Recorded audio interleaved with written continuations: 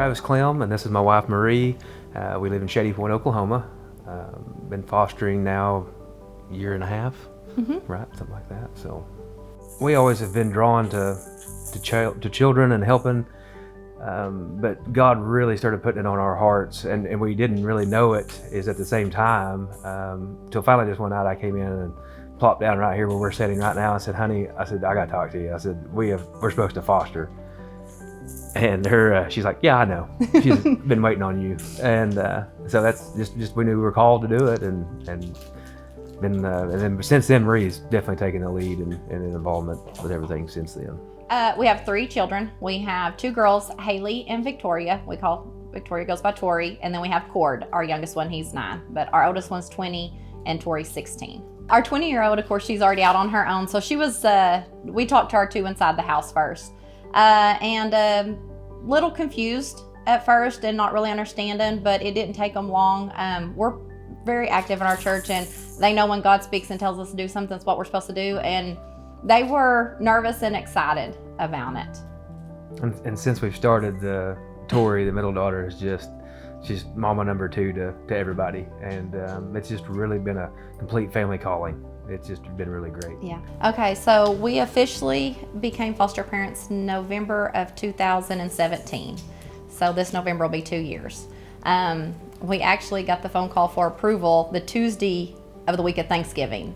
I can remember it was at 3 o'clock, and at 7 o'clock that night we got our call for our first placement. Yes, because I had been looking on Facebook and lots of things. Everybody's like, how long, weeks and months and different things. And we were just a few hours, and by 11:45, he was in our home. He's definitely special to us. He's our first one, and we still have a heart for him. But we have had 12 kiddos. We do respite care, not only foster care, we do respite emergency care. So some of them have just been temporary placements. But we do 5 and under for fostering. Respite care, we do all ages. What was that experience like when you got that call in? I mean, were you scared? What was the mood in the house like? I was terrified. I'll be honest, I was terrified. Didn't know what to expect. Me and Tori were excited. We, of course, ran straight to Walmart and started buying, because we had a few things, but until you know what ages you're getting, you really don't know. And so we made the trip to Walmart and bought all kinds of things for him and everything. But yeah, it was, Cord didn't really know what to think, It didn't take him long to enjoy having a little brother around. There's been so many things that just been outstanding.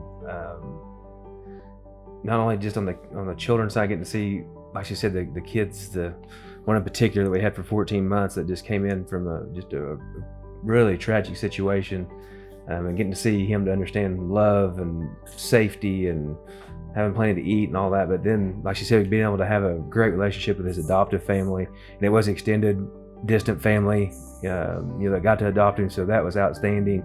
Got to stay, with family, and we saw pictures yesterday where he was getting involved in his older sister's wedding, being a ring bearer, and it just what my response was to it when Marie sent it to me was just, oh, my heart, thank you, Jesus. It's just so fantastic to see the great successes that way. And man, it's been so rewarding too for it's made us draw closer as a family.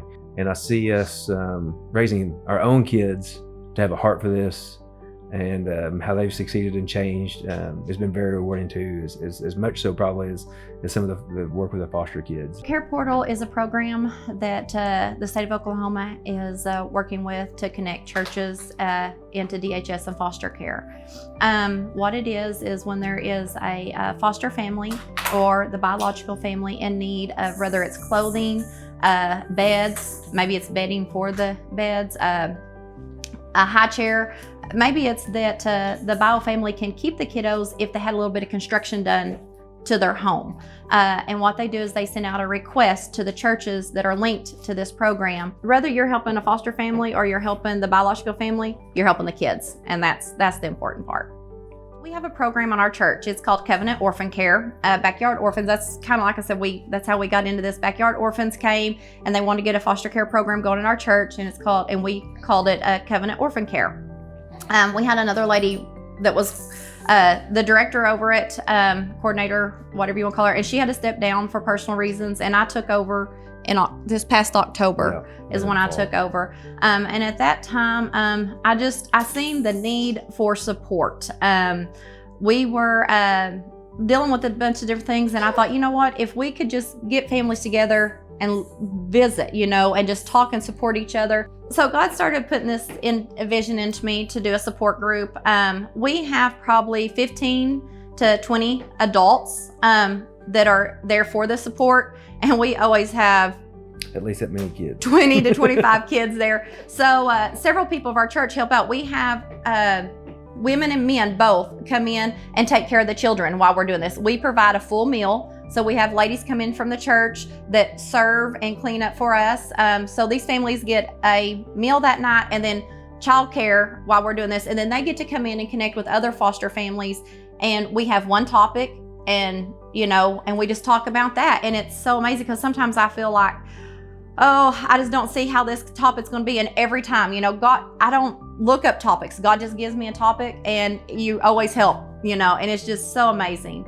Our vision for that later on is that we want to have just a mom support group, just a dad support group, because mom and dads deal with different things, dads deal with different things, and they need to talk about that without us moms being in there. Yep, and later on, I want a support group for just the our biological children.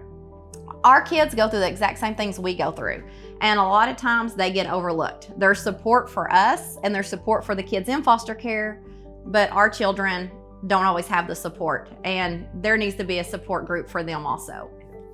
And we've, like she said, we've had several men been able to step up, and in our support group, it's kind of, I assume it seems unique. There's several single mothers that are foster parents and have 3 to 4 kids at a time, and so we've reached out, and the men have really stepped up to try to help.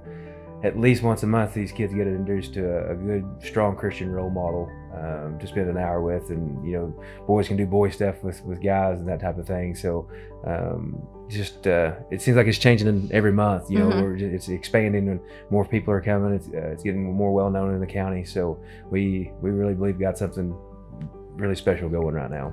So.